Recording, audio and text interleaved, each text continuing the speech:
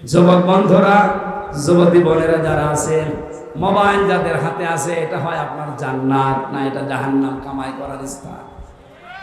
এটা এমন কোন কাজে ব্যবহার করা যাবে না যেন আমার জন্য জাহান্নাম ওয়াজিব হয়ে যায়। এটা এমন এমন কাজে লাইক দেবেন, শেয়ার করবেন, কমেন্ট লাগাবেন, যেটার দ্বারা আমার যাওয়ার পর সাদগায়ে জারিয়ার সওয়াব হতেই থাকে। আপনি একটা হাদিস পোস্ট করে বলবেন, লাইক দেন, ওটা শেয়ার দেন, ওটা কমেন্ট করেন। যত মানুষ এটা শেয়ার দেবে, যত মানুষ এটা লাইক মারবে, আপনি যদি কবরেও চলে যান, কিয়ামত পর্যন্ত সওয়াব পেতেই থাকবেন।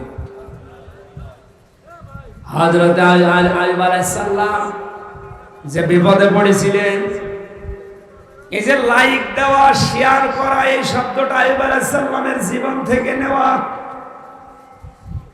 ফাস্তাজাবনা লাহু ফানাজ্জাইনাহু, আল্লাহ পাক বলেন, আমি আল্লাহ আইয়ুবের ডাকে সাড়া দিয়েছিলাম, তার মানে তাকে আমি লাইক করেছিলাম, তার জীবন থেকে দূর করে দিয়েছিলাম। এটা আমি শেয়ার করে জানিয়ে দিয়েছিলাম যে তোমার জীবনের নিয়ামতগুলো আমি আবার ফিরিয়ে দিলাম। ফেসবুক যারা ব্যবহার করছেন, এটা আপনার ভালো কাজের, মন্দ কাজের সহায়ক। এমবি যদি আপনি 100 টাকার এমবি বা জিবি কেনেন, এটা যদি ভালো ভালো কাজে ব্যয় করতে পারেন, মনে করবেন পুরা জিবিটা আমি আল্লাহর রাস্তায় দান করলাম।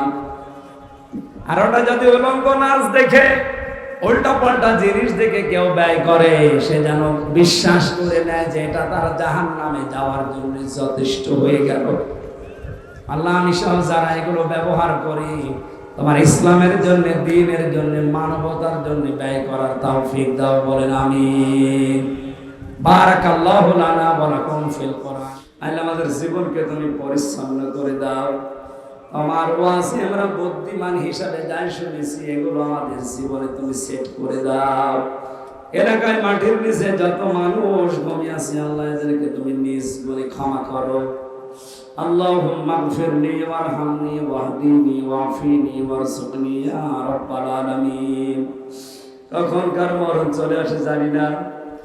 আল্লাহ তাআলা প্রধানমন্ত্রী শেখ হাসিনা কয়েকদিন আগে যে আশঙ্কা পেশ করেছে, বাংলাদেশকে খণ্ড বিখণ্ড করার জন্য সাদা চামড়ার কিছু মানুষেরা গোপন আন্দোলন চালিয়ে যাচ্ছে, তারা আল্লাহ তাদের ষড়যন্ত্রকে নস্যাৎ করে দাও। স্বাধীন খ্রিস্টান রাষ্ট্র একটা তৈরি করার যে পায় তারা যারা চালাচ্ছে, বাংলার জনগণকে এটা রুখে দেওয়ার তৌফিক দাও। আমাদের দেশের স্বাধীনতা, সার্বভৌমত্ব অখণ্ড রাখো। এদেশের জন্য যারা জীবন দিয়েছে, বাংলার বীর সন্তান মুক্তিযোদ্ধাদেরকে তুমি মঞ্জুর করো। আল্লাহ তাআলা যারা দায়িত্বে আছে, সততার সাথে পালন করার তৌফিক দাও। 560টা মসজিদ বানিয়েছে প্রধানমন্ত্রী, আল্লাহ ওসিলায় হলেও তাকে তুমি মাফ করে দাও। দেশের জনগণের জন্য, বিশেষ করে বঙ্গবন্ধু টানেল, পদ্মা সেতু সহ বাংলার রাস্তাঘাট উন্নয়নের জন্য যারা যেভাবে কাজ করছে, মানবতার সেবা, এটা তুমি মেহেরবানি করে কবুল করো আল্লাহ। আলহামদুলিল্লাহ, লালমনিরহাট জেলার আদিতমারি থানার অন্তর্গত ভেলাবাড়ি কারামাতিয়া জামে মসজিদের উন্নয়ন কল্পে মহাবিশ্বের মহাবিশ্বর আমাদের মালিক, আমাদের মনিব, মহান রব্বুল ইজ্জাত ওয়াল জালালের মুখের পবিত্র বাণী কোরআনে কারীম তাফসীরুল কোরআন মাহফিলের স্বনামধন্য সভাপতি জনাব মাওলানা কাজী মোহাম্মদ এজাজুল ইসলাম দামাত বারকাতুহুল আলিয়া, প্রধান অতিথি সাবেক মন্ত্রী সমাজ কল্যাণ পরিষদ জনাব আলহাজ নুরুজ্জামান আহমেদ, বিশেষ অতিথি মাননীয় জাতীয় সংসদ সদস্য অ্যাডভোকেট মোহাম্মদ মতিউর রহমান, জনাব ওবায়দুর রহমান, ভেলাবাড়ি ইউনিয়ন পরিষদের সম্মানিত চেয়ারম্যান, আমাদের অভিভাবক শ্রদ্ধাভাজন বড় ভাই জনাব মোহাম্মদ আলী, অসুস্থ আছে, দোয়া চাই আমাদের কাছে। আমরা সবাই মিলে আল্লাহর দরবারে দোয়া করছি, হায়াতে তাইয়্যিবা, সিহাতে কুল্লিয়া, সুস্থতা আল্লাহ যেন দান করে। মঞ্চে বসা আছেন সম্মানিত উলামায়ে কেরাম, এতক্ষণ যারা কথা বললেন, আপনাদের পাশের জেলা কুড়িগ্রামের সন্তান যারা মাওলানা সিরাজুল ইসলাম ফারুকী ভাই, সামনে বসা মুসলমান ভাইরা, পর্দার আড়ালের সম্মানিতা মা এবং বোনেরা, প্রশাসনের ভাইরা, প্রাণপ্রিয় লালমনিরহাটবাসী, আসলে সময়টা তো এখন ওয়াজ মাহফিল তাফসীর মাহফিলের সময় না, এটা শীতের সময়, সিজন ওই সময় হয়। ডেটগুলো পাওয়া যাচ্ছে না, সারা দেশ ব্যাপী যাওয়া লাগে, এই কারণে আপনারা এমন একটা সময় নিয়েছেন। এখন আজকে শুনলাম 39-40 ডিগ্রি চলছে। এই অবস্থায় ঘর থেকে বের হওয়াই কঠিন। কোরআনে কারিমের মহব্বতে, ভালোবাসায় 39-40 ডিগ্রি সেলসিয়াস উপেক্ষা করে যারা এই উত্তপ্ত ময়দানে আসতে পেরেছে, এটা যেহেতু রেকর্ড হচ্ছে, এটা সারা দুনিয়ায় ছড়িয়ে যাবে। সারা পৃথিবীর কাফের, মুশরিক এবং ষড়যন্ত্রকারী যারা আছে তাদেরকে আজকে আমরা জানাতে চাই, কোরআন বিরোধী কোনো বিষয় পৃথিবীতে বাস্তবায়ন হবে না। এই জন্য যারা ষড়যন্ত্রে আছেন, আশা করি আপনারা থামবে।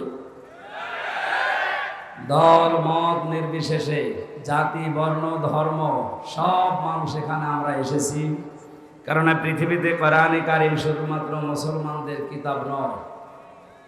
হাদা বায়ানুল লিন্নাস হুদাল লিন্নাস, মানুষ বলে যারা বিবেচিত তাদের জন্য আল্লাহ বায়ান বর্ণনা কোরআনে দিয়েছে। সুতরাং দল মত ধর্ম আলাদা আপনার থাকতে পারেন, কোরআন আপনার জন্য। এখানে আসেন, এটা পড়েন, বসেন, জীবন পরিচ্ছন্ন হয়ে যাবে ইনশাআল্লাহ। যে আল্লাহ আমাদেরকে এই প্রচন্ড গরমে একটা সর্বোত্তম ইবাদত আমরা যেটা জানি, আফদালুল ইবাদাতি তিলাওয়াতুল কোরআন। পৃথিবীতে যত ইবাদত আছে নফল, সবচাইতে উত্তম ইবাদত কোরআনের। কিসের? সেই কোরআনের জন্য আধা ঘন্টা 1 ঘন্টা সময় আমরা যারা এই কষ্ট করে ব্যয় করছি, আল্লাহ যেন জান্নাতে যাওয়ার একটা মাধ্যম হিসাবে এটা কবুল করেন, বলেন আমিন। আমরা কোনো কিছু পেলে খুশি প্রকাশ করি, আর আমাদের খুশি প্রকাশ করার জন্য নাচ গান করা, ঢোল ডগি ডবলা বাজানো না। আমাদের খুশি হচ্ছে আল্লাহর প্রশংসা আদায় করা, বলেন আলহামদুলিল্লাহ। আল্লাহ রাব্বুল আলামিন বলেন, আল্লাযীনা ইয়াসতামিউনাল কাওলা ফায়াত্তাবিউনা আহসানা উলাইকাল্লাযীনা হাদাহুমুল্লাহ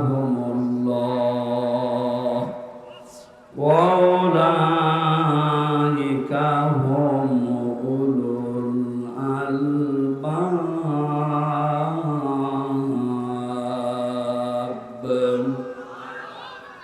সূরা জুমারের 18 নম্বর আয়াতে আল্লাহ জানিয়েছেন, হে লালমনিরহাটবাসী যারা কোরআন শুনতে এসেছো, এর ভেতরে উত্তম যে কথাগুলো ওইগুলো তোমরা মেনে নিবা, অনুসরণ করবা, তাহলে আল্লাহ নিজে দায়িত্ব নিয়ে তোমাদেরকে হেদায়েতের উপরে পরিচালিত করবেন। শুধু জব্বা গায়ে দিয়ে, আমার মতো এত বড় জামা গায়ে, পাগড়ি মাথায় দিয়ে, হাতে তসবিহ নিলে হেদায়েতের উপরে থাকা যায় না। হেদায়েতের উপরে থাকতে হলে আমার আল্লাহর দয়া লাগে। নবীজি জানিয়েছেন, ওমান দাআ ইলাইহি হাদা। দুনিয়াতে যে ব্যক্তি কোরআন দিয়ে মানুষকে ডাক দিবে, আল্লাহ নিজে তাকে হেদায়েতের উপরে রাখবে। সুতরাং কে কোন দলে মতে কোন জায়গায় আছেন আমি জানি না, যদি সত্যি আপনি হেদায়েতের উপরে থাকতে চান, আজকে থেকেই জীবনের টার্গেট বানিয়ে নেবেন, আমি মানুষকে কোরআন দিয়ে ডাকবো। দ্বিতীয় নম্বরে, ফাকাদ হুদিয়া ইলা সিরাতিন মুস্তাকিম। কোন মানুষ যদি কোরআনে কারিমের ডাকে সাড়া দিতে পারে মন থেকে, মহান আল্লাহর নবী বলেন, আল্লাহ তাকে সিরাতে মুস্তাকিম, জান্নাতের পথ নসিব করে দেবে, বলেন আমিন।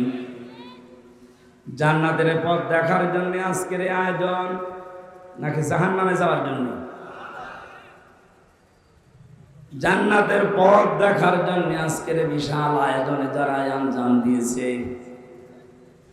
কত মানুষ বিভিন্ন কায়দায় চেষ্টা চালিয়েছে, কত মানুষ এখনো পর্যন্ত ভলেন্টিয়ারের দায়িত্ব পালন করে শ্রম দিচ্ছে। যারাই কোরআনের এই আয়োজনের সাথে সম্পৃক্ত, এদেরকে যে মা পেটে দিয়েছে আল্লাহ যেন খাদিজার মতো বানিয়ে দেন, বলেন আমিন। দরুদ আর সালাম পড়ছি আমাদের নবী মুহাম্মদ রাসূলুল্লাহ সাল্লাল্লাহু আলাইহি ওয়াসাল্লামের প্রতি।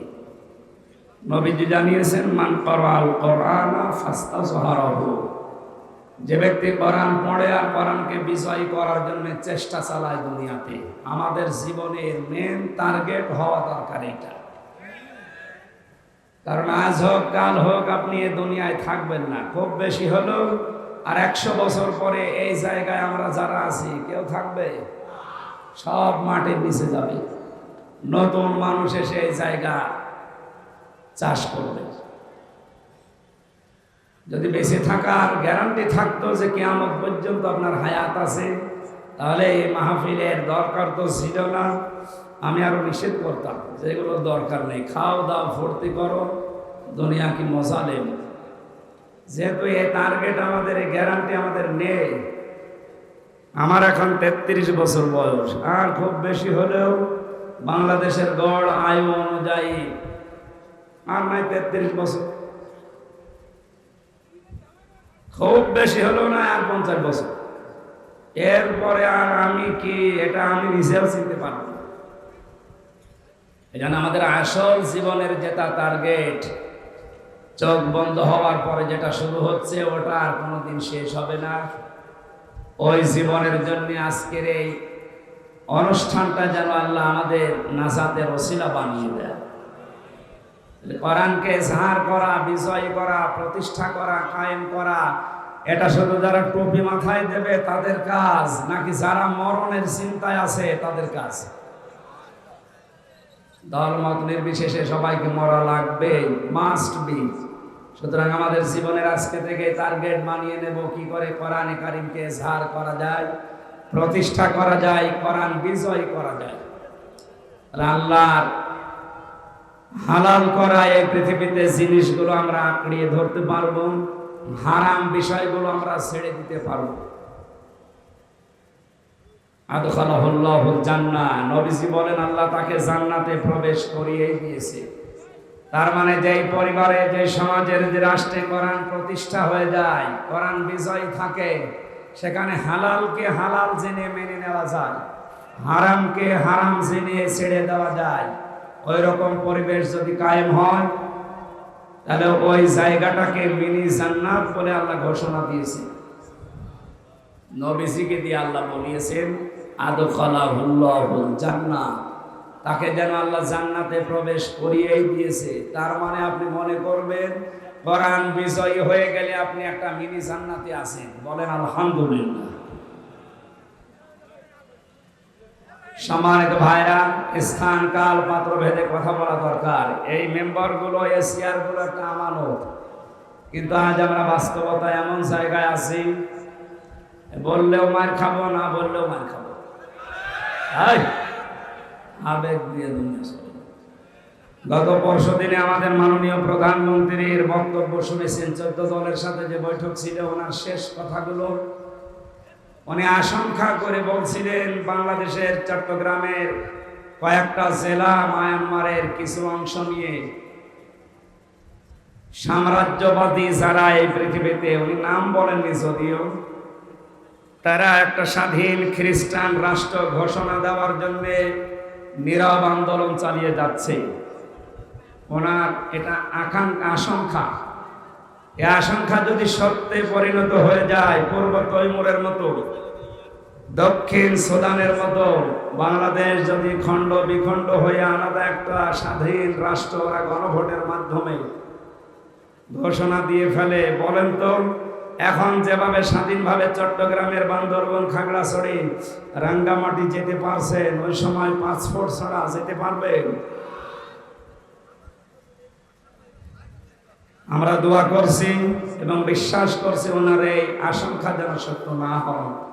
যেহেতু চিন্তা ভাবনা নিয়ে চলেন, আশঙ্কা যখন করেছে অবশ্যই কিছু না কিছু উনি টাচ করতে পেরেছে, কিছু না কিছু আজ করতে পেরেছে। ওরা ইয়ার বিমানবন্দর বেস তৈরি করছে ওই এলাকায়। আপনি কাকে মারবেন এখানে বিমানবন্দর তৈরি করে ইয়ার বেসের মাধ্যমে?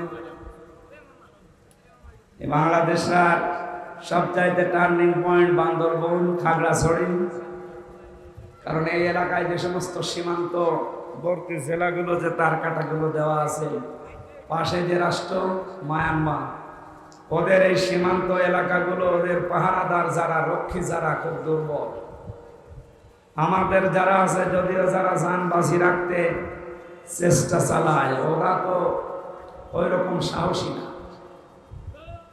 কারণ এদেশে যারা পাহারা দিচ্ছে প্রশাসনের, তাদের ভেতরে এই চিন্তা আছে, দেশ মাতৃকা রক্ষা করার জন্য যদি জীবন চাই, পরবর্তী অমর একটা জীবন আমি পাবো, জান্নাত। কিন্তু পৃথিবীর নিকৃষ্ট জাতি এই বৌদ্ধ, এদের ভেতরে তার এই চিন্তা নেই। এই জন্য এই লাইনগুলো খুব দুর্বল। না জানি কোন অঘটন ওখানে একটা ঘটিয়ে ফেলে। এই আশঙ্কা প্রধানমন্ত্রী যে পেশ করলেন, আমাদের দায়িত্ব কি তাহলে এখন দল মত জাতি বর্ণ ধর্ম নির্বিশেষে স্বাধীনতা অক্ষুণ্ণ রাখার জন্য, সার্বভৌমত্ব টিকিয়ে রাখার জন্য, দেশকে যেন খণ্ড বিখণ্ড করে না ফেলে, সেদিকে আমার যারা দেশে 18 কোটি জনগণ আছে, দল মত জাতি বর্ণ আলাদা হতে পারে, কিন্তু এ দেশকে টিকিয়ে রাখার জন্য এখন আমাদের এক হওয়া লাগবে। খ্রিস্টান মিশনারির মাধ্যমে, কাদিয়ানীদের মাধ্যমে বিভিন্ন কায়দা কৌশল করে আপনাদের এই লালমনিরহাট, কুড়িগ্রাম, এই 2-3টা জেলা, আর ওদিকে কক্সবাজার, রাঙ্গামাটি, বান্দরবন, খাগড়াছড়ি, এই 4-5টা, এরা বহু কাজ করছে নীরবে। যেহেতু 228টা রাষ্ট্র পৃথিবীতে, এখন আমরা মুসলমান মাত্র 57টা। কয়টা বলেন? 228টার কাছে আমরা কিছু না। ওরা গণভোটের মাধ্যমে যদি একবার পূর্ব তৈমুরের মতো, দক্ষিণ সুদানের মতো ঘোষণা দিয়ে ফেলে যে এটা আমাদের স্বাধীন খ্রিস্টান রাষ্ট্র, তখন মাথায় হাত দেওয়া ছাড়া কিন্তু কিছু করার থাকবে না। এই জন্য আমাদের প্রধানমন্ত্রীর এই আশঙ্কাকে আমরা সামনে রেখে যে যে দলে আছি ওখান থেকে, নিজের জায়গা থেকে আমরা সচেতন হয়ে কাজ করার চেষ্টা চালাবো। আমি বাকি ডিপলি নিচে যে বলতে পারলাম না, জানে দুঃখিত। আল্লাহ আমাদের তৌফিক দিন, আমিন। আর রক্ষা করার জন্য সবচাইতে বড় মাধ্যম যেটা, আল্লাহর কোরআনকে বিজয় করায় দেশে। কোরআন বিজয় না থাকলে স্বাধীনতা থাকবে না। কথা বুঝতেছেন? কোরআন যদি বিজয় না থাকে, আপনি স্বাধীনতা ধরে রাখতে পারবেন না। সূরা রদের 19 নম্বর আয়াত যেটা আমরা পড়েছি, আল্লাহ রাব্বুল আলামিন এই কথাগুলো আমাদেরকে তার ভাষণে জানিয়েছেন। আফামান ইয়ালামু আন্নামা উনজিলা ইলাইকা মির রাব্বিক, হে নবী, আপনার রব আপনাকে যেটা দিয়েছে তার নাম কোরআন। এই কোরআনকে যে সত্য বলে, হক বলে বিশ্বাস করে, জানে, আর যেটা এর উপরে বিশ্বাস করে না, অন্ধভাবে চলে এর উপরে, আপনি কি এই দুই দলের মানুষকে এক মনে করেন? কখনোই না। এই 2টা দলের মানুষ কখনো এক না। ইন্নামা ইয়াতাযাক্কারু উলুল আলবাব, পৃথিবীতে বুদ্ধিমান যারা, তারা আল্লাহর উপদেশ গ্রহণ করে থাকে। বলে সুবহানাল্লাহ। মাতৃভাষায় অর্থ বললাম, এবার আসেন আমরা ব্যাখ্যার দিকে যাচ্ছি। খুব অল্প সময় কথা বলবো, আপনারা একটু ধৈর্য ধরেন। খুব অল্প সময় কথা বলবো। আপনারা জানেন আমি 3টা বছর বন্দি জীবনে ছিলাম। ওখানে যে সমস্ত অভিজ্ঞতাগুলো 3 বছরে পেয়েছিলাম, ওর আলোকে 2টা বইও লিখেছিলাম। সবচাইতে বেশি জেলখানায় দেখেছি মাদক মামলা আর পারিবারিক কিছু মামলার আসামি বেশি। এই পারিবারিক জীবনে দাম্পত্য যে কলহগুলো, এটা ব্যক্তির যারাই আমরা বিবাহ শাদী করেছি সে যে ধর্মের লোক হোক কম বেশি সব জায়গায় আছে। এই সমস্যার সমাধান করার জন্য কোরআন এবং হাদিস কি নির্দেশনা দিয়েছে। প্রায় 19টা পয়েন্টের উপরে আমি বই লিখেছিলাম, আমার গাড়িতে এই বইগুলো আছে। অবশ্যই আপনারা যাওয়ার সময় স্ত্রীর জন্য, মেয়ের জন্য এগুলো নিয়ে যাবে, যে ওদেরকে পড়তে দেবে। আজ পারিবারিক জীবনে অধিকাংশ জায়গায় পরকীয়া প্রেম ভরে গেছে। এই এলাকায় যদিও এগুলো এখনো শুরু হয়নি নাকি। সুতরাং এটা আপনার মেয়েকে, আপনার বউকে, আপনার মাকে, ফুফুকে, বোনকে এগুলো পড়াবে। আশা করছি আল্লাহ হেদায়েত দান করবে ইনশাআল্লাহ।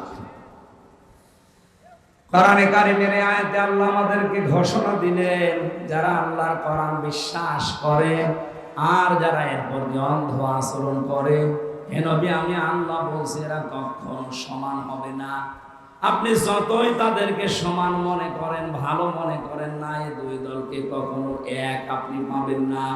লা ইয়াস্তাবি আসহাবুন নার ওয়া আসহাবুল জান্নাহ, আসহাবুল জান্নাতি হুমুল ফাইজুন। পরের আল্লাহু আকবার।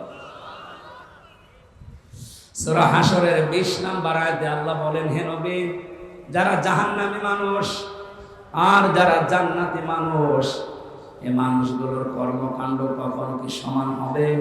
কখনোই না। জাহান্নামী মানুষ যারা, এদেরকে আপনি দেখবেন ইচ্ছায় অনিচ্ছায় এরা আল্লাহর বিরুদ্ধে, কোরআনের বিরুদ্ধে অবস্থান নিচ্ছে, নেবে।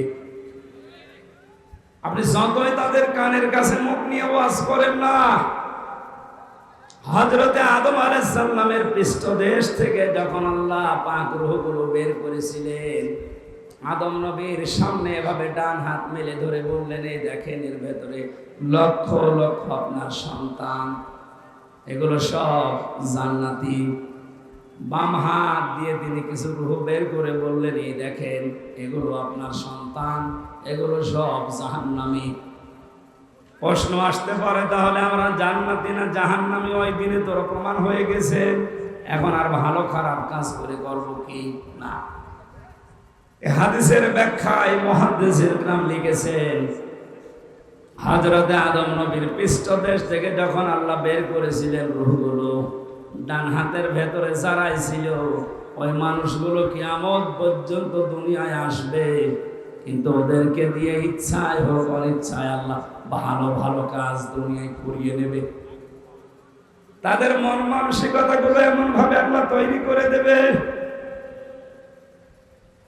পৃথিবীতে এমনও মানুষ আমরা দেখতে পাই, রাত 3টার সময় ঘুমিয়েছে, 4:15 ফজরের আযান, মাত্র 1 ঘন্টা পরে তাকে ডাকবেন, জলদি করে উঠে ফজরের নামাজ আদায় করে আনন্দ পাবে। এরকম মানুষ নেই? এমনও মানুষ আমরা দেখতে পাই, রাত 9টায় ঘুমিয়েছে, ফজরের আযানের পরে ওরে ডাক দিয়ে বলবেন নামাজ পড়েন। ও বলবে, কি আমার ঘুমই হয়নি, আমার ডিস্টার্ব করলেন কেন? অথচ তার ঘুম হয়ে গেছে প্রায় 8-9 ঘন্টা। আপনার মন মানসিকতায় আল্লাহ পাল্টিয়ে দেবে। ভালো ভালো কাজ করার জন্য যে মন দরকার, যেরকম হৃদয় দরকার, আল্লাহ ওটা তৈরি করে দেবে। এই আজকের অনুষ্ঠানটা তার বাস্তব প্রমাণ। যারা আদম নবীর ডান হাতের ভেতরে আল্লাহর কুদরতি হাতে ছিল, ওই মানুষগুলো আজকে কোরআনের পক্ষের মানুষ। আর যারা ওই দিন আল্লাহর কুদরতি হাতের বাম হাতে ছিল, যারা জাহান্নামী, তারা আজকের এই কোরআনের অনুষ্ঠানের বিরোধী। এর ছাড়া হাদিস আর নাম ধরে বলা লাগে। এজন্য আপনি যদি জান্নাতি ওই হাতের ভেতরে থাকতে পারেন, অবশ্যই আপনাকে দিয়ে আল্লাহ ভালো ভালো কাজের আঞ্জাম দেওয়াবে। আমার মন লাগেন, আপনার মন তৈরি করাবে আল্লাহ। এমন এমন কাজ আপনাকে দিয়ে আল্লাহ দুনিয়াতে করিয়ে নেবে, যেটা আপনিও ভাবেননি যে না, আমি আমার দ্বারা এটা হতে পারে। আজকের যিনি চেয়ারম্যান মোহাম্মদ আলী ভাই, ওনার একটা কিডনি নষ্ট হয়ে গেছে, বাসে কি মরে উনি জানে না, কখন কি দুর্ঘটনা ঘটে যায়, কখন আল্লাহর ডাকে সাড়া দিয়ে চলে যাওয়া লাগে। আজকের এই অনুষ্ঠানটা হোক, এর পক্ষে যে অবদান রেখেছে কোরআনে কারিমের এই ইজ্জতে আল্লাহ ওনার পেছনের অপরাধ যেন সব মাফ করে দেন। যারা না বুঝে কোরআন কারিম প্রচারে বাধা দিয়েছেন, আল্লাহ যেন তাদেরকে হেদায়েত দান করেন। আমার মনে হয় দোয়া করলেও কাজ হবে না, কারণ ওরা আল্লাহর কুদরতের বাম হাতের ভেতরে ছিল। এক কথা বলেন না, কারণ আমরা যারা ডান হাতের ভেতরে ছিলাম তাদের দ্বারা দেখবেন ভালো ভালো কাজ দুনিয়াতে মানবতার পক্ষে, কোরআনের পক্ষে, আল্লাহর নির্দেশনা মতো কাজ আপনাকে দিয়ে আল্লাহ করিয়ে নেবে। কোন মানুষ যদি ওই বাম হাতের ভেতরে দুর্ভাগ্যজনক হলেও পড়ে যায়, তাদেরকে পিটিয়েও আপনি ভালো কাজ করাতে পারবেন না। আমরা যারা ভালো ভালো কাজে উদ্বুদ্ধ হয়, আমাদের আনন্দ লাগে, আমরা খুশি হয়ে বলছি আলহামদুলিল্লাহ। মাঝে মাঝে আমার এই ছোট্ট জীবনে আশ্চর্য লাগে, বিশেষ করে বাংলাদেশ, ভারত আর পাকিস্তানের কিছু মুসলমানের আচরণে। আজকের যিনি সভাপতি আছেন মাওলানা এজাজুল ইসলাম, ওনারা যদি বলি টয়লেটে যান, বাম পা দিয়ে প্রবেশ করে আল্লাহুম্মা ইন্নী আউযু বিকা মিনাল খুবুসি ওয়াল খাবাইস, এটা পড়ে বসবে। 8-10 মিনিট 15 মিনিট টয়লেট শেষ করার পরে ডান পা দিয়ে বের হবে, গফরানাকা আলহামদুলিল্লাহিল্লাযী আযহাবা আন্নিল আযা ওয়া আফানি। এই যে যতক্ষণ পর্যন্ত টয়লেটে ছিল পুরাটাই আল্লাহর ইবাদত। পুরাটা কি? আরো জোরে বলেন। উনি ইবাদত এতক্ষণ করতে পারে না, এজন্য বের হওয়ার পরেই বলেছে গফরানাক, আল্লাহ আমাকে মাফ করে দাও। নবীর হাদিস অনুযায়ী আমরা জানি এই দুইটা দোয়া পড়া, মাঝখানের সময় ব্যয় করা, এই 8টা 10টা 15-20 মিনিট চাই ব্যয় করেছে পুরাটা ইবাদত, পুরাটা। আরো জোরে, আরো জোরে বলেন, বলেন আর একবার বলেন। এটা যেমন সহজে ইবাদত আপনি বুঝে ফেললেন, টয়লেটের মতো একটা নিকৃষ্ট কাজ করার জন্য শুধু নবীর সুন্নাত অনুযায়ী যদি আপনি আমল করলে 10-15 মিনিট 20 মিনিট ইবাদত হয়ে যায়। বিশ্ব নবী কোরআন দিয়ে 10 বছর রাষ্ট্র চালিয়েছিলেন। এটা তো আমি বানালাম নাকি? 10 বছর যিনি এটা দিয়ে রাষ্ট্র চালালেন, এইটার কথা তৈরি করতে গেলে, বলতে গেলে আপনার কাছে রাজনীতি মনে হয়। আমি তো মানুষ নেই, জানোয়ার হয়ে গেছেন। কোরআন দিয়ে 10 বছর উনি রাষ্ট্র চালিয়ে বলেছিলেন খায়রুল কুরুনি করনি, এটা আমার যুগ, শ্রেষ্ঠ যুগ। 10টা বছর যদি আপনার কাছে রাজনীতি মনে হয়, আমার মনে হয় এই 10 মিনিট টয়লেটে ছিলেন, এইটাও রাজনীতি। এখন থেকে আপনি আর টয়লেটে যেতে পারবেন না। আমি হাসির খোরাকে দেওয়ার জন্য বলি নাই, কোরআনে কারিমের মূল কথাগুলো বললেই যাদের কাছে রাজনীতি মনে হয়, আমার মনে হয় ওদের পেছনে সেলাই করে দেওয়া দরকার। বেটা থাক, ওরা ওই ছোট ঘরে যাওয়ার দরকার নেই। তুই ওখানে 8-10 মিনিট ব্যয় করে বলছি এটা আমার ইবাদত, ওটা রাসূলের তরিকায় করলেন। আর এইটা আপনি 10 বছর নবীজি করেছেন, সেইটা আপনাকে রাজনীতি বলে উল্টিয়ে ফেলছেন। আমার মনে হয় বিশ্ব নবী এখন থাকলে আপনি এটাই বলতেন। এজন্য কোরআনে কারিম যেটা বিশ্বাস করে আর যারা করে না, আল্লাহ বলেন নবী এরা সমান না। বুদ্ধিমান তো তারা যারা আল্লাহর উপদেশ শোনার পরে মেনে নেয়। এবার আমার আল্লাহ উপদেশ দেওয়া আরম্ভ করছে। এই লালমনিরহাট পড়ে গ্রাম এলাকায় কারা বুদ্ধিমান আল্লাহর ভাষায় আপনি নিজের সাথে মিলাবেন। আল্লাযীনা ইউফুনা বিআহদিল্লাহি ওয়ালা ইয়ানকুবুনাল মিসাক। 1 নম্বরে আমার আল্লাহর অঙ্গীকার যারা দুনিয়ায় মেনে নেয়। আমার আল্লাহর অঙ্গীকার কি? এখান থেকে 24 নম্বর আয়াত পর্যন্ত বুদ্ধিমানের কিছু পরিচয় আল্লাহ দিচ্ছেন। আমি যে বর্ণনা দিচ্ছি কোরআন দিয়ে, কি দিয়ে নাকি আমি বানাচ্ছি? আল্লাহ পাক বলেন আমার ভাষায় বুদ্ধিমান তো তারা যারা আমার সাথে কি তো অঙ্গীকারগুলো দুনিয়ায় পূরণ করে। যত রিস্ক হোক, যত ঝামেলা আসুক সামনে, বিপদ সংকলন যত বড় পাহাড় আসুক, আল্লাহর সাথে কৃত অঙ্গীকার তারা দুনিয়ায় পূরণ করবে।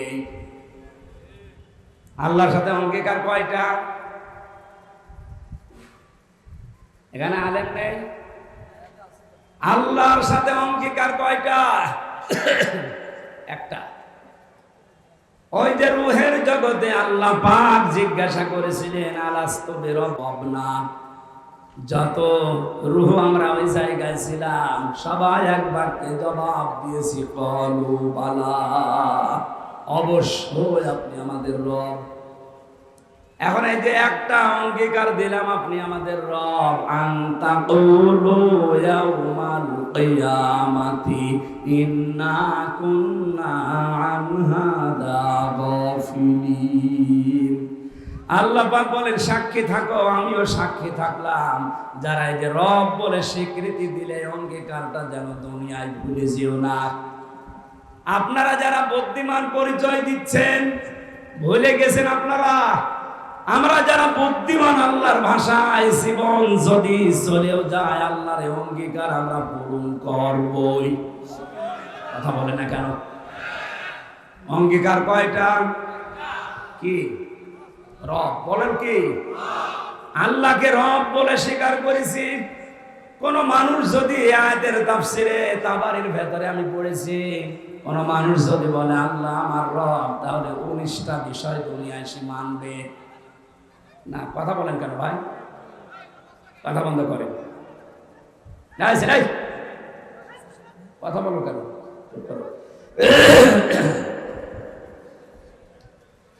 আমার ভাইরা 19টা বিষয় আপনি এবার একটা একটা করে মিলাবেন আপনার জীবনে আছে কিনা, আপনি আসলে আল্লাহর ভাষায় বুদ্ধিমান কিনা।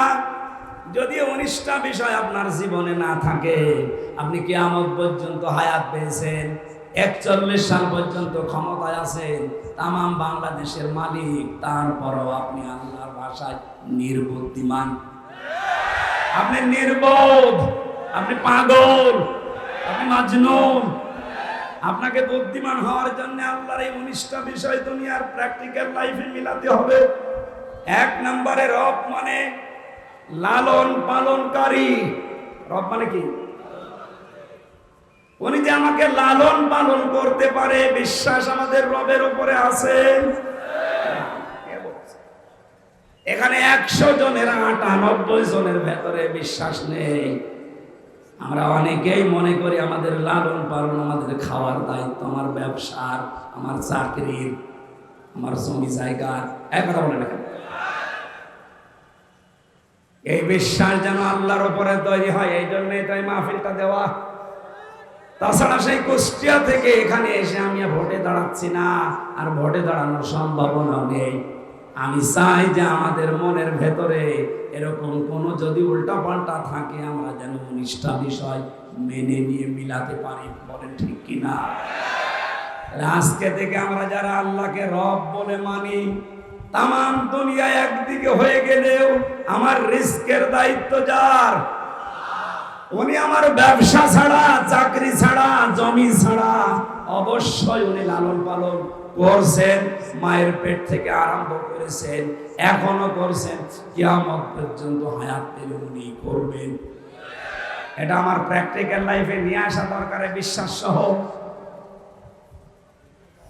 নবীজি জানিয়েছেন, মানুষ যখন মায়ের পেটের ভেতরে বাবার স্ফলিঙ্গ দিয়ে দ্রুত গতিতে নাপাক পানিটা যখন মায়ের রেহেমের ভেতরে পড়ে, এটা দিয়ে আমার আল্লাহ কমপক্ষে 4টা জিনিস তৈরি করেন: চুল, রগ, হাড় আর পর্দা। মায়ের রেহেমের ভেতরে যে নাপাক পানিটা ছিল, ওটা দিয়ে আল্লাহ 4টা জিনিস আরো বানিয়েছে: রক্ত, গোশত, চর্বি আর চামড়া। 4 4 8টা জিনিস এক হয়। 40 দিন এভাবে করে করে যখন 6 মাস হয়ে যায়, আল্লাহ পাক বলেন আমার এই রব নামের খাতিরে আমি আল্লাহ 5টা জিনিস তোকে দান করি। এই তথ্যটা আছে সূরা নাহাল 14 নম্বর পারা 14 নম্বর পৃষ্ঠা 13 নম্বর লাইনের 78 নম্বর আয়াতের শেষের দিকে আছে। এটা তাফসিরে ফি জিলালিল কোরআনে পাবেন।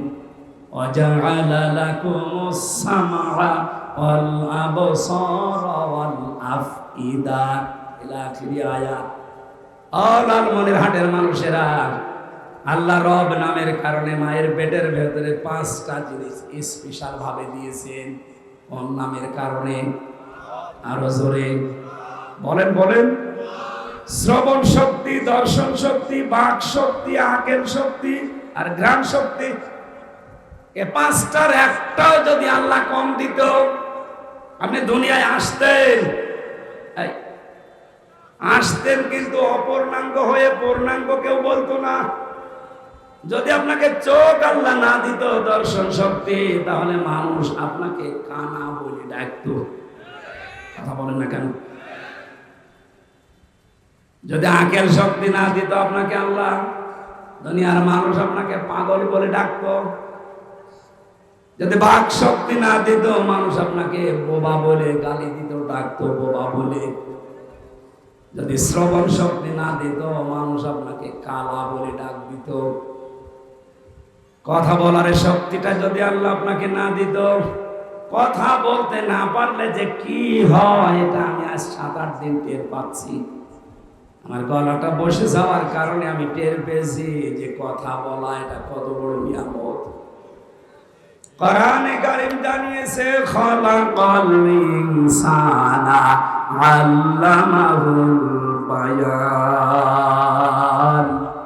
মানুষ বানিয়েছে আমি, আর মানুষকে কথা বলার যোগ্যতা দিয়েছে আমি আল্লাহ। বিজ্ঞানী আয়াত নিয়ে প্রমাণ করেছে মানুষে কথা বলতে পারে। এর এই যে কয়েক ইঞ্চি জায়গায় কণ্ঠস্বর, এখানে 27টা স্তর পার করার পর একটা কথা তৈরি হয়।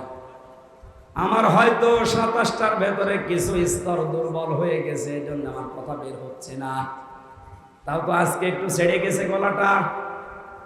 গত কয়েকদিন আমি টেকনাফে ছিলাম, ওখানে যে অবস্থায় কথা বলেছি, ওই রকম থাকলে এখানে আমি আজকে আসতাম না, এত কঠিন অবস্থা ছিল। আপনি বলেন আমার আল্লাহ পাক যদি কথা বলার এই শক্তিটা এখনো কেড়ে নেয় না, উনি পারে না? বলেন বলেন। উনি যদি এটা কেড়ে নিয়ে বলে তো আমি আরে আর দেবো না, যা তুই যতদিন বেঁচে আছিস বোবা থাকবে, কথা বলতে পারবি না। এই 27টা স্তরের যদি একটা স্তর দুর্বল হয়ে যায়, আমরা মুখ দিয়ে চেষ্টা চালাবেন কথা বলার, আসবে না, শুধু গা গু শব্দ হবে। আল্লাহ পাক বলেন 8 5 13টা জিনিস যখন এক হয়ে যায়, তখন এর আকৃতি বানায় মায়ের পেটে। আমি এটা ছেলে হবে না মেয়ে হবে, ছেলে মেয়ে যেটাই হোক আমি আল্লাহর সিদ্ধান্ত অনুযায়ী হয়। এরপরে খাবারের উদ্রেক দেখা দেয়, ক্ষুধা লাগে। দুনিয়ার কোন মানুষ আপনাকে খাবার ওই জায়গায় পৌঁছিয়ে দেয়নি। মায়ের রেহেমের ভেতরে আমার আল্লাহ পাক বলেন মায়ের মাসিক অসুখ বন্ধ করে ওই নাভির সাথে নাভির তার সংযোগ করে দিয়ে আমি আল্লাহ তোকে খাওয়াইছি। খাবারটা যেহেতু নাপাক ছিল, এই জন্য মুখ দিয়ে দেয়নি, নাভি দিয়ে চালিয়েছি। ও লালমনির হাটবাসী, একটু মাথায় মগজ থাকলে চিন্তা করেন, আল্লাহর বিরুদ্ধে, কোরআনের বিরুদ্ধে কখনো আপনি যাবেন না। আল্লাহ পাক ওই মায়ের পেটের ভেতরে মুখটা পাক করে রাখলেন, পবিত্র রাখলেন। দুনিয়ায় এসে যেন কোনো নাপাক জিনিস, অপবিত্র জিনিস এই মুখে না যায়। অথচ কত মানুষ এই মুখ দিয়ে গাঁজা খাচ্ছে, বিড়ি খাচ্ছে। বিড়ি তো এলাকার মানুষ চেনে না।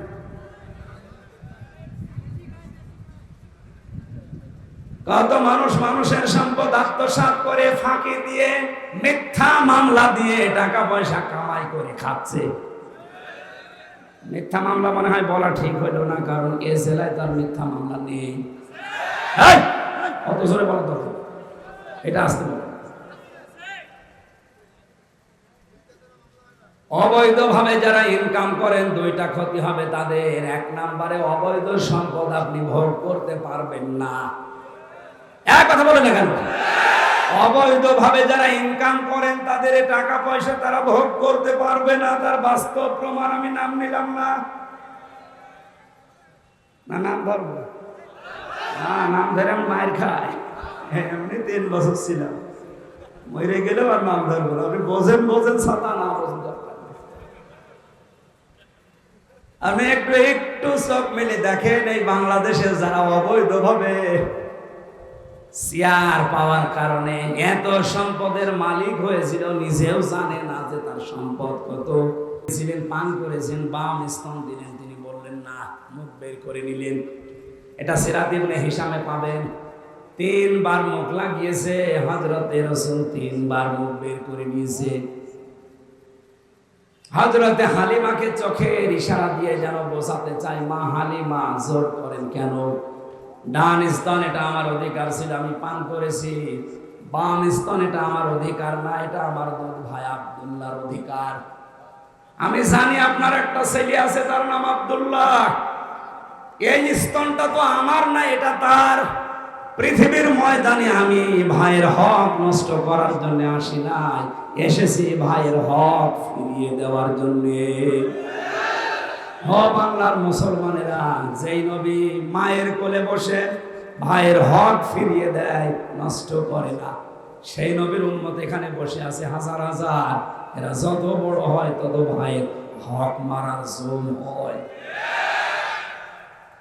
নামাজও পড়ে, রোজা রাখে, হজও করে এসেছে, ভাইয়ের জমি আস্তে করে জাল দলিল করে লিখে নিয়েছে। নাকি এদিকে জমি জায়গা জল দলিল করে এখনো বোঝে না?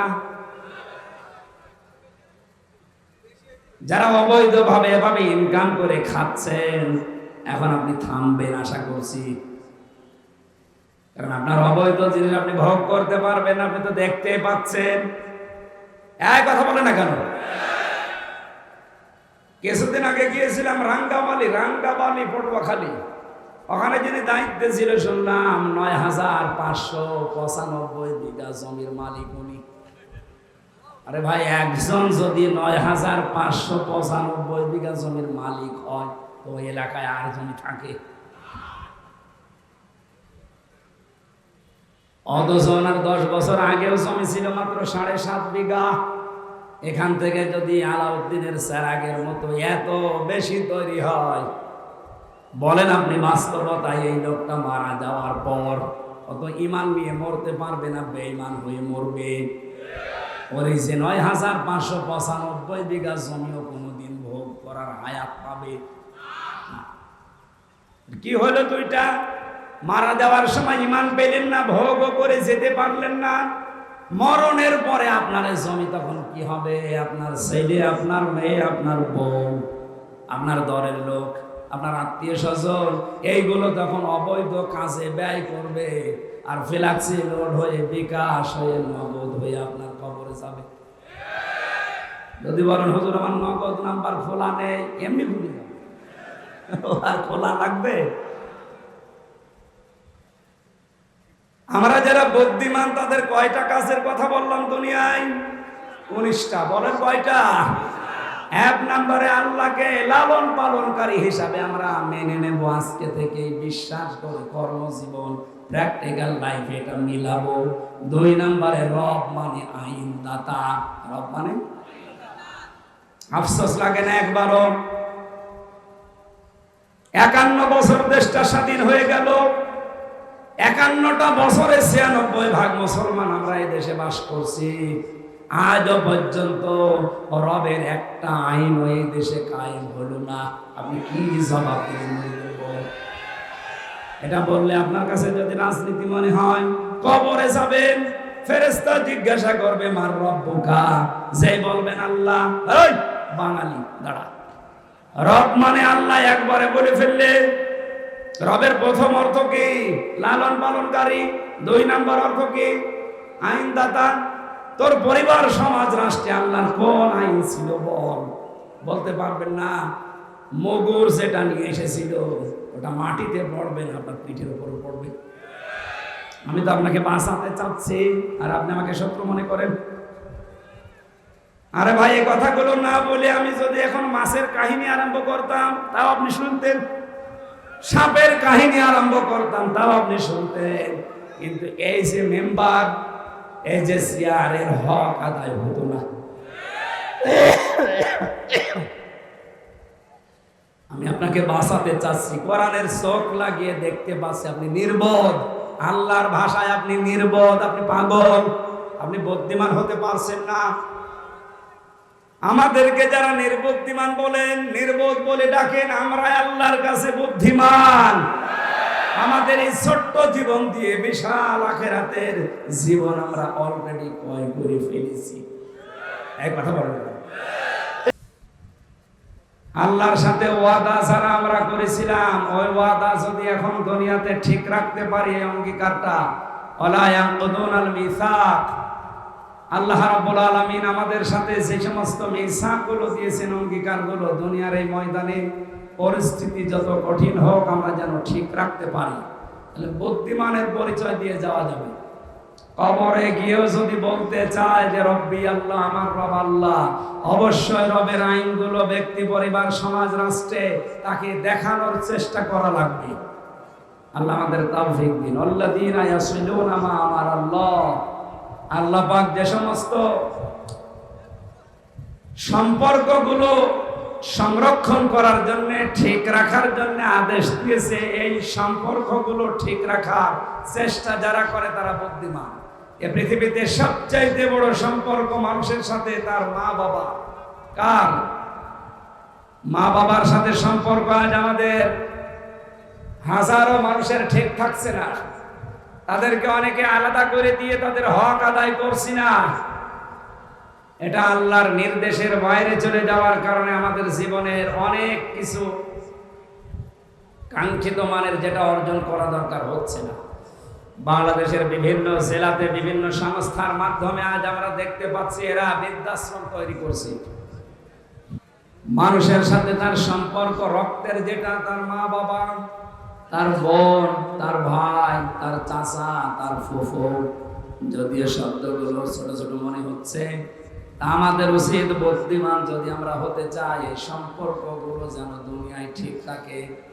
নামাজ পড়া, রোজা রাখার মতোই নিকটাত্মীয় রক্তের সম্পর্ক যাদের সাথে আছে, এই সম্পর্ক অটুট রাখা ওই রকম ফরজ।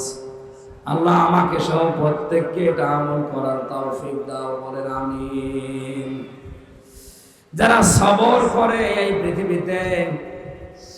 পৃথিবীতে সবরের মাধ্যমে যত বিপদ আপদ মুসিবত আছে এগুলো মোকাবেলা করে, সবরের মাধ্যমে, ধৈর্যের মাধ্যমে। ওমান সালাহা মিন আবাইহিম ওয়া আজওয়াজিহিম ওয়া যুররিয়াতিহিম ওয়াল মালাইকাতু ইয়াদখুলুনা মিন কুল্লি বাব। রব্বুল আলামিন বলেন, এই বুদ্ধিমান মানুষগুলোকে কিয়ামতের দিন আমি আল্লাহ তার সন্তানাদি, তার মা বাবা, তার স্ত্রী পুত্র, এদের সাথে একত্রে জান্নাতে পাঠাবো। জান্নাতের প্রতিটা দরজা দিয়ে ফেরেশতারা তাদের ওয়েলকাম জানাবে। জোরে বলেন আমিন। জান্নাতু আদনিন ইয়াদখুলুনাহা। আজকে আপনারা একটা গেট বানিয়েছেন। কোন মানুষ যদি বুদ্ধিমানের পরিচয় দিয়ে আল্লাহর এই ওয়াজগুলো, উপদেশগুলো, নসিহতগুলো দুনিয়ার এই ছোট্ট জীবনে মেনে নিতে পারে, মহান আল্লাহ বুদ্ধিমান মানুষদের জন্য কমপক্ষে ৭০,০০০ এর চাইতে সুন্দর গেট বানাবেন। প্রতিটি গেটে যাওয়ার পরেই ফেরেশতারা আগে সালাম জানাবে, ওয়াসিকাল্লাযীনা তাকাউ রাব্বাহুম ইলাল জান্নাতি যুমারা হাত্তা ইযা জাউহা ওয়া ফুতিহাত আবওয়াবুহা ওয়া ক্বাল। আল্লাহ পাক বলেন, রবকে ভয় করে দুনিয়ার জীবন যারা চালিয়েছে, ফেরেশতারা তাদেরকে ধাক্কা দিতে দিতে এই গেটগুলো পার করে জান্নাতে নিয়ে যাবে। জান্নাতে যাওয়ার মেন গেটে পৌঁছানোর আগে মেন গেট খোলা থাকবে। জোরে বলেন সুবহানাল্লাহ। আমি জেলখানায় যাওয়ার পরে আয়াতটা খুব বেশি ভালো করে আয়ত্ত করতে পেরেছি। জেলখানার দরজা যেটা মেন, দেখবেন 24 ঘন্টা তালা লাগানো থাকে। যখন কেউ প্রবেশ করে ঢুকিয়ে নেয়, এরপরে তালা লাগিয়ে দেয়। জাহান্নামের দরজা ঠিক আল্লাহ পাক জানিয়েছেন, আসিকাল্লাযীনা তাকাউ রাব্বাহুম আসিকাল্লাযীনা কাফারু ইলা জাহান্নামা যুমারা হাত্তা ইযা জাউহা ফুতিহাত আবওয়াবুহা ওয়া ক্বাল। জাহান্নামের দরজায় যাবার সঙ্গে সঙ্গে প্রবেশ করে আবার তালা লাগিয়ে দেবে ফেরেশতা মালিক। আর জান্নাতের কথা এই বুদ্ধিমানের পক্ষে বলার সঙ্গে সঙ্গে আল্লাহ জানিয়েছেন, জান্নাতে যাওয়ার আগে এই জান্নাতের মেন দরজা আল্লাহ খুলে রেখে দেবেন। জাহান্নামকে দুনিয়ার জেলখানার সাথে একটা তুলনা দেওয়া যায় যে 24 ঘন্টা দরজা আটক থাকে, বন্ধ থাকে। আর যারা বুদ্ধিমান এদের জন্য আল্লাহ জান্নাতের যে দরজা, একটা দুইটা না, 70,000। এ দরজায় প্রবেশ করার আগেই দেখবে এ দরজার কাছে যেতে দরজা খুলে দেওয়া আছে। ফেরেশতারা অভ্যর্থনা জানানোর জন্য কার্পেট বিছিয়ে দিয়ে মানুষকে জান্নাতে এগিয়ে নেওয়ার জন্য আসবে। সালামুন আলাইকুম তিবতুম ফাদখুলুহা খালিদিন। সালাম আর সান্ত্বনা দিয়ে ফেরেশতারা এই জান্নাতের ভেতরে প্রবেশ করবে, বলবে চিরদিন এখানে থাকো, কোনদিন আল্লাহ তোমাদেরকে এই সুখের জায়গা থেকে বের করে দেবে না। লালমনিরহাট বাসী মানুষের জীবনের আসল সফলতা কিন্তু এইটা। আমরা জানি আল্লাহর এই 70,000 যে তরুণ গেট বানানো আছে, এই গেটের সর্বশেষ যেটা মেন গেট, এই গেট দিয়ে প্রবেশ করার সঙ্গে সঙ্গে কোনদিন আল্লাহ আমাদের আর জান্নাত থেকে বের করে না দেন। ফামান যুহজিহা আনিন নার ওয়া উদখিলাল জান্নাতা ফাকাদ ফাজ। মানুষের জীবন তো সফল ওই লোকটা যাকে আল্লাহ জাহান্নামের আগুন থেকে মুক্ত করে জান্নাতি বলে ঘোষণা দিয়ে দিয়েছে। আল্লাহ আমাদের জীবনে এরকম কিছু যেন অপেক্ষা করছে, সেটা তৌফিক দেন, বলেন আমিন। যুবক বন্ধুরা, যুবতী বোনেরা যারা আছেন, মোবাইল যাদের হাতে আছে, এটা হয় আপনার জান্নাত না এটা জাহান্নাম কামাই করার স্থান। এটা এমন কোনো কাজে ব্যবহার করা যাবে না যেন আমার জন্য জাহান্নাম ওয়াজিব হয়ে যায়। এটা এমন এমন কাজে লাইক দেবেন, শেয়ার করবেন, কমেন্ট লাগাবেন, যেটার দ্বারা আমার আযাবার পর সাদগায়ে জারিয়ার সওয়াব হতেই থাকে। আপনি একটা হাদিস পোস্ট করে বলবেন লাইক দেন, ওটা শেয়ার দেন, ওটা কমেন্ট করেন। যত মানুষ এটা শেয়ার দেবে, যত মানুষ এটা লাইক মারবে, আপনি যদি কবরেও চলে যান কিয়ামত পর্যন্ত সওয়াব পেতে থাকবেন। হযরত আইয়ুব আলাইহিস সালাম যে বিপদে পড়েছিলেন, এই যে লাইক দেওয়া, শেয়ার করা, এই শব্দটা আইয়ুব আলাইহিস সালামের জীবন থেকে নেওয়া। ফাস্তাজাবনা লাহু ফানাজ্জাইনাহু।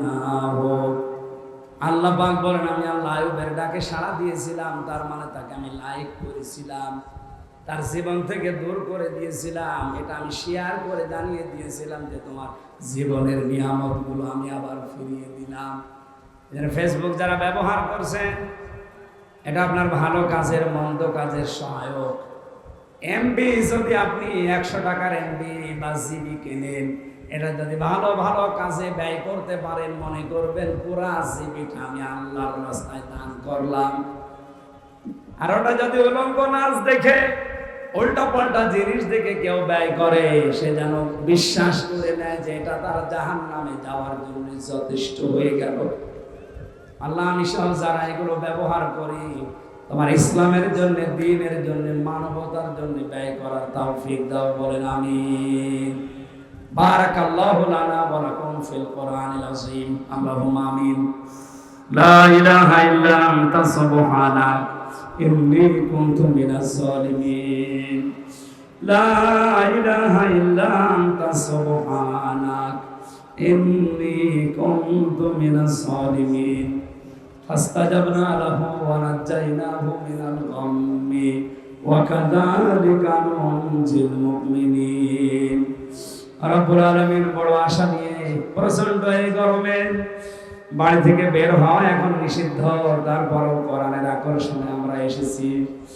যেভাবে কষ্ট স্বীকার করেছে এই লালমনিরহাটের মানুষগুলো, এদেরকে তুমি মেহেরবানি করে অমরের মতো হেদায়েত দিয়ে দাও। রব্বুল আলামিন মাহফিলের আয়োজন করতে গিয়ে তোমার যে যুবক বান্দারা শ্রম দিয়েছে, যে যেই নিয়তে শ্রম দিয়েছে তার ওই নিয়তকে তুমি সাকসেস করে দাও। আজকে রফিক নামে তোমার এক বান্দা দেখা করেছে, 10 বছর বিয়ে হয়েছে, সন্তান হয় না। রব্বি হাবলি মিনাস সালিহিন, তোমার এই গোলামকে একটা সন্তান দিয়ে আল্লাহ তুমি ধন্য করে দাও। মাহফিলের প্রধান অতিথি মাননীয় এমপি নুরুজ্জামান আহমেদ, আল্লাহ অসুস্থ, শেফায়ে কামেলা আজেলা নসিব করো। আল্লাহ বিশেষ অতিথি মতিয়ার রহমান সাহেব এবং আমাদের সম্মানিত চেয়ারম্যান মোহাম্মদ আলী ভাই অসুস্থতার একটা কিডনি নষ্ট হয়ে গেছে, আল্লাহ তাকে শেফায়ে কামেলা আজেলা দান করো। যতদিন তুমি হায়াত দিয়েছো সুস্থতাপূর্ণ হায়াত দিয়ে দাও, তার হায়াতটা পবিত্র বানিয়ে দাও। সম্মানিত মা বোনেরা পর্দার আড়ালে বসে আছে, খাদিজার মতো আয়েশার মতো এদেরকে বানিয়ে দাও। প্রশাসনের যে ভাইরা আজকে দায়িত্ব পালন করেছে, আল্লাহ এদের উপরে তোমার রহমত নাযিল করো। রব্বুল আলামিন বাংলার প্রশাসনেরা বিভিন্ন প্রান্তে নিজের স্ত্রী পুত্র মা বাবা ছেড়ে দিয়ে জানমাল ইজ্জত আবরু হেফাজতের জন্য যারা কাজ করে, আল্লাহ এদের উপরে তোমার খাস রহমত নাযিল করো।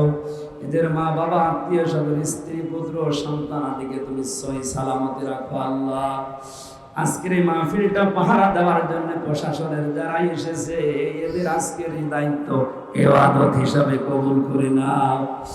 মাওলানা সিরাজুল ইসলাম, আমার লাভলু ভাই সহ নামনা ছাড়া যত মানুষ এখানে আমিন আমিন করছি, আল্লাহ আমাদের জীবনকে তুমি পরিচ্ছন্ন করে দাও। আমার ওয়াজে আমরা বুদ্ধিমান হিসাবে যাই শুনেছি, এগুলো আমাদের জীবনে তুমি সেট করে দাও। এলাকায় মাটির নিচে যত মানুষ ঘুমিয়ে আছে, আল্লাহ এদেরকে তুমি নিজ বলে ক্ষমা করো। আল্লাহুম্মা গফিরলি ওয়ারহামনি ওয়াহদিনি ওয়াফিনি ওয়ারযুকনি ইয়া রাব্বাল আলামিন। তখনকার মরণ চলে আসে জানি না। আল্লাহ তাআলা প্রধানমন্ত্রী শেখ হাসিনা কয়েকদিন আগে যে আশঙ্কা পেশ করেছে বাংলাদেশকে খণ্ড বিখণ্ড করার জন্য, সাদা চামড়ার কিছু মানুষেরা গোপন আন্দোলন চালিয়ে যাচ্ছে, তারা আল্লাহ তাদের ষড়যন্ত্রকে নস্যাৎ করে দাও। স্বাধীন খ্রিস্টান রাষ্ট্র একটা তৈরি করার যে পায় তারা যারা চালাচ্ছে, বাংলার জনগণকে এটা রুখে দেওয়ার তৌফিক দাও। আমাদের দেশের স্বাধীনতা সার্বভৌমত্ব অখণ্ড রাখো। এদেশের জন্য যারা জীবন দিয়েছে বাংলার বীর সন্তান মুক্তিযোদ্ধাদেরকে তুমি মঞ্জুর করো।